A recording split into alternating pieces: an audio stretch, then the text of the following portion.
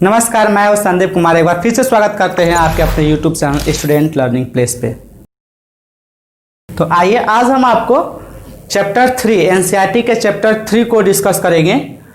Chapter 3 को discuss करना इसलिए ज़रूरी है कि इस चैप्टर्स के जो एलिमिनेशन मेथड या सब्स्टिट्यूशन मेथड से एक्स और वाई का मान निकालना है, वही यूज है हमें एपी में अर्थमेटिक प्रोग्रेशन जो समांतर श्रेणी कहलाता है उसमें।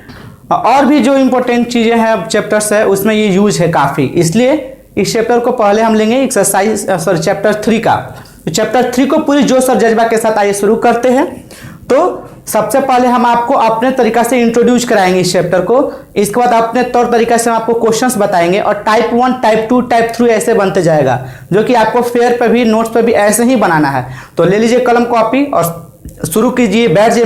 मेरे लेक्चर्स को सुनने से पहले कॉपी कलम लेकर के ही बैठे नोट्स बनाते रहें, ठीक है। तो चलिए शुरू करते हैं यहाँ पे चैप्टर 3। चैप्टर 3 में हम आपको अपने तरफ से इंट्रोड्यूस कराएंगे इस चैप्टर्स को। इसके बाद अपने तौर तरीके से क्वेश्चंस देंगे। टाइप 5 तक बनाने के बाद, टाइप 6 तक बनाने के बाद हम आपको एनसीईआरटी का सॉल्यूशन कराएंगे। तो घबराएंगे नहीं कि ये क्या बनाया जा रहा है, कुछ क्वेश्चंस अपने ढंग से लिया जाएगा, इसके बाद एनसीईआरटी का सॉल्यूशन कराया जाएगा। तो चलिए शुरू करते हैं। आइए, pair of linear equations in 2 variables, मतलब 2 चर वाले रैखिक समीकरणों का युग्म। इसमें इस चैप्टर्स में क्लियर हो रहा है कि आप 9th क्लास में पढ़ेंगे एक चर वाला रैखिक समीकरण। तो रैखिक समीकरण किसे कहते हैं आपको पता होना चाहिए, जिसका वेरिएबल का हाईएस्ट पावर 1 हो। जैसे रैखिक समीकरण का आता है मानक रूप क्या लिखने के लिए, तो ax + b, यही होता है मानक रूप रैखिक समीकरण का। तो यहां से समझने का प्रयास करें, इसमें 2 चर वाले यानी 2 चर x और y रहेगा और इसमें 2 समीकरण रहेंगे। 9th में हम लोग एक ही समीकरण पढ़े थे। तो यहाँ पे 2 चर वाले रैखिक समीकरणों का युग्म, जो कि चैप्टर 3 है एनसीईआरटी के अनुसार। आइए शुरू करते हैं। इंट्रोडक्शन में देखेंगे ax + by + c = 0, जहां a बराबर नहीं 0, a is not equal to 0, b is not equal to 0, यानी a का मान 0 नहीं होना चाहिए और b का मान 0 नहीं होना चाहिए के रूप में रूप के समीकरण को 2 चर x y, 2 चर वेरिएबल समझ रहे हैं, अंग्रेजी के अक्षरों को वेरिएबल चर कहा जाता है, x y वाले समीकरण रैखिक समीकरण कहते हैं। रैखिक समीकरण वाले को, यहाँ पे को छूट गया है, को रैखिक समीकरण कहते हैं। फॉर एग्जाम्पल में 2x - 3y = 5। यहाँ पे ध्यान देंगे x और y 2 चर है ना, 2 वेरिएबल्स हो गए, इसलिए 2 चर रैखिक समीकरण करेंगे। 2 चर वाले रैखिक समीकरणों को हल एक साथ लेने पर उसे 2 चर वाला रैखिक समीकरण युग्म कहते हैं या कहलाता है। जैसे x + y = 6, ये हो जाएगा इक्वेशन फर्स्ट। x - y = 2, ये हो जाएगा इक्वेशन सेकेंड।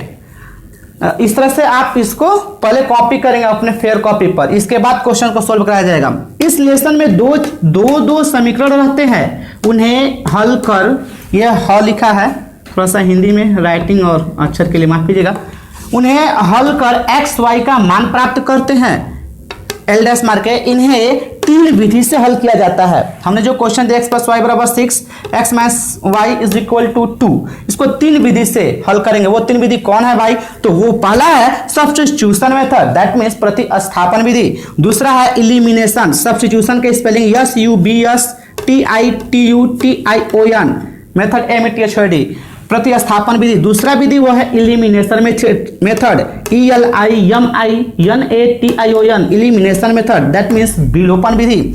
तीसरा है cross multiplication, CROSSMULTIPLICATION, MATHOD, elimination method. वज्र गुणन विधि होता है।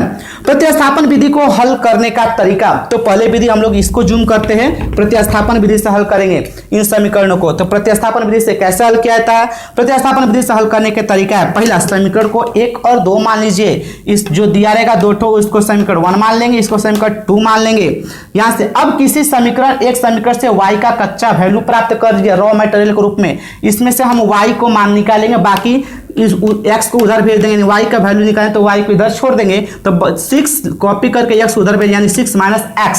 अब क्या होगा, रॉ मटेरियल प्राप्त होगा, एल डैश मार के लिखेंगे, इसको एल डैश कहते हैं। अब y का वैल्यू अन्य समीकरण में रखें, जो रॉ मटेरियल के रूप में y = 6 - x बचा है, उसे अन्य समीकरण इक्वेशन 2 में रख वैल्यू पुट कर देंगे।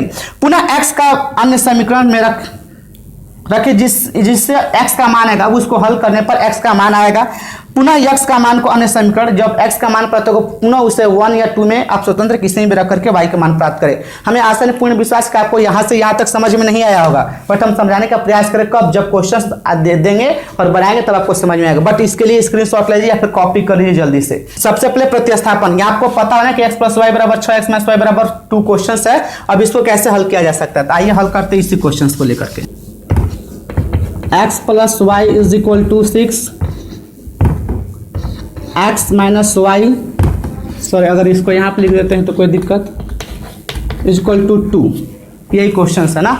तो हमने क्या कहा, पहले प्रतिस्थापन में हल करने का तरीका, समीकरण को 1 और 2 मान लीजिए, इसको मान लेंगे इक्वेशन, ये इक्वेशन है, इक्वेशन फर्स्ट, और इसको क्या मान लेंगे EQAUATION, इक्वेशन सेकेंड मान लेंगे। चलिए अब बोले क्या किस समीकरण 1 और 2 माने किसी एक समीकरण से y का रॉ मटेरियल प्राप्त करें। तो चलिए देखते हैं किसी एक समीकरण से, चलिए इसको जूम कर लेते हैं। x + y = 6, इससे y का कच्चा वैल्यू रॉ मटेरियल प्राप्त करेंगे। तो y बराबर यहाँ से क्या प्राप्त हो गया, 6 - x। ध्यान दीजिए, अब y का वैल्यू, y का अब बोला कि अब यहाँ तक प्राप्त कर लिया, कच्चा वैल्यू प्राप्त हुआ, ये y का मान नहीं प्राप्त होगा, y का मान 2, 3 ऐसे करके प्राप्त होगा। अब y का मान अन्य समीकरण में रखें तो लिखेंगे यहाँ पे, तो यहाँ पे put the value of y in equation second we get, that means y का वैल्यू समीकरण 2 में रखने पर, तो y का वैल्यू जब रखना होगा तो आपको लिखना होगा, तो y का समीकरण 2 लिखिए पहले, x - y इस बराबर सामने बराबर देने का प्रयास कीजिएगा, = 2 हो गया ना। यहाँ पे हम x को चुपचाप कॉपी कर देते हैं और y की जगह पर हम क्या लिख देंगे, 6 माइनस, यहाँ पे क्या लिख देंगे, y की जगह पर हम लिख देंगे यहाँ पे 6 - x। चलिए और यहाँ पे हो गया = 2।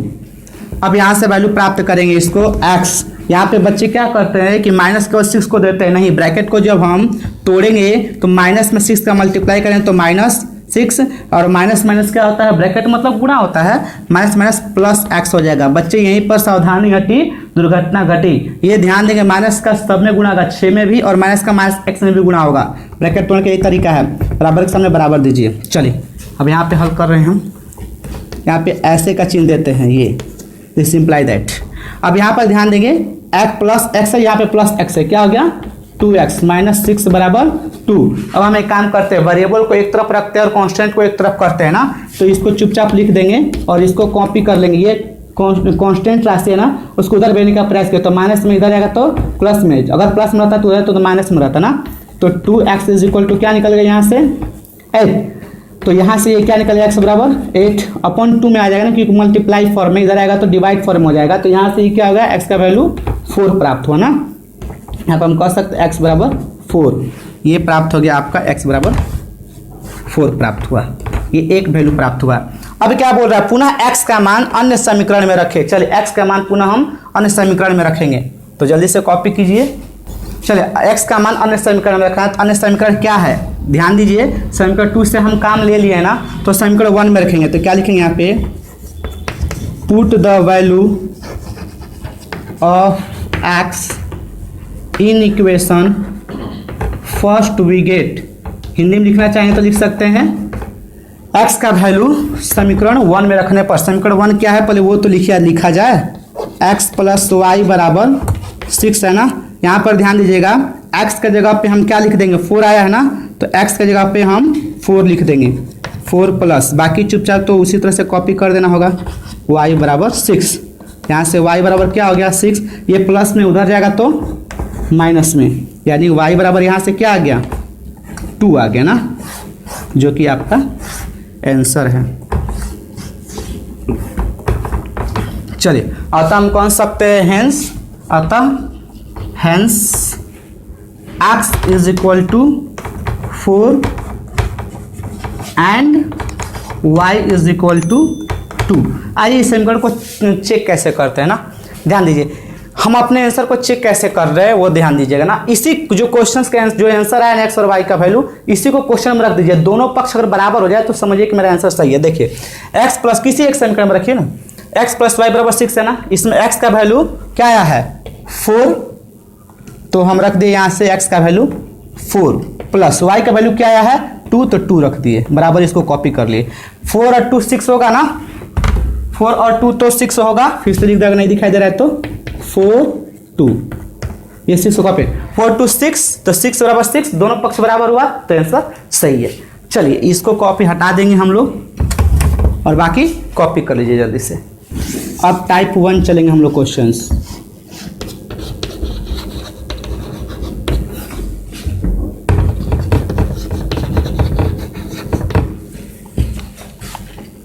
क्वेश्चन है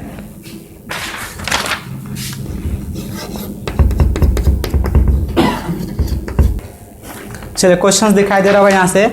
टाइप 1 में solve the following pair of linear equations bye substitution method, SUBS TITU TION। That means नीचे के समीकरण युग्मों को प्रतिस्थापन विधि से हल करें। हिंदी में वाले बच्चे समझ लेंगे, नीचे के समीकरण युग्मों को प्रतिस्थापन विधि से हल करना है आपको।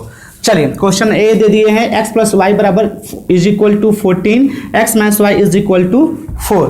चलिए इस क्वेश्चन को सोल्व करेंगे, कैसे बनेगा ना, तो हमें सब्स्टिट्यूशन मेथड से ही बनाना है। तो क्या x प्लस वाई बराबर 14 ना, तो पहले हमने क्या बोला है कि किसी एक समीकरण से y का रॉ मटेरियल प्राप्त कर लीजिए। तो चलिए शुरू करते हैं यहाँ से। हम यहाँ से समीकरण from equation first we get ना, या फ्रॉम इक्वेशन फर्स्ट लिख सकते हैं। क्या है x plus Y is equal to बराबर समय बराबर देने का प्रयास कीजिए 14, तो यहाँ से y का वैल्यू क्या प्राप्त हो गया 14 माइनस एक्स, ये भी रॉ मटेरियल है ना। अब क्या करेंगे, पुट द वैल्यू y का मान समीकरण, put the value of y in equation second we get. अगर समीकरण 1 से काम लिए हैं समीकरण 2 में रखना होगा, समीकरण 2 से काम y का मान निकाल समीकरण 1 में रखना होगा। किसी से y का वैल्यू प्राप्त कर सकते हैं। चलिए तो यहाँ पे ध्यान देंगे x minus Y is equal to 4, किसी भी समीकरण में रखने के लिए पहले उसको लिखा जाता है। अब x को चुपचाप कॉपी कर दे रहे हैं हम, और y का वैल्यू देखिए यहाँ से प्राप्त हो रहा है 14 माइनस एक्स लिख दिए, और इज इक्वल टू 4 है, 4 कॉपी। कुछ बच्चे बोल सकते हैं सर इस क्या x का वैल्यू नहीं प्राप्त कर सकते, आप स्वतंत्र है, x का वैल्यू x और क्या हो जाएगा 14 माइनस वाई, वहाँ भी वैल्यू प्राप्त कर सकते हैं। चलिए यहाँ से हल करेंगे x माइनस एक्स का, इसके माइनस के इससे मल्टीप्लाई कीजिएगा -14, और माइनस एक्स माइनस एक्स का तो minus minus plus X is equal to 4। इसको यहाँ से हल कर सकते हैं, x और x हो जाएगा 2x माइनस 14, वेरिएबल को वेरिएबल की तरफ, कांस्टेंट को कांस्टेंट की तरफ भेजने का प्रयास कीजिए। 2x माइनस 14 बराबर 4, तो 2x बराबर क्या आ जाएगा 4 प्लस 14, यानी x बराबर क्या आ जाएगा 18/2 यानी 9, यानी x बराबर कह सकते हैं 9। ये पूरा वैल्यू प्राप्त हुआ आपका, x बराबर 9, ये आपका वैल्यू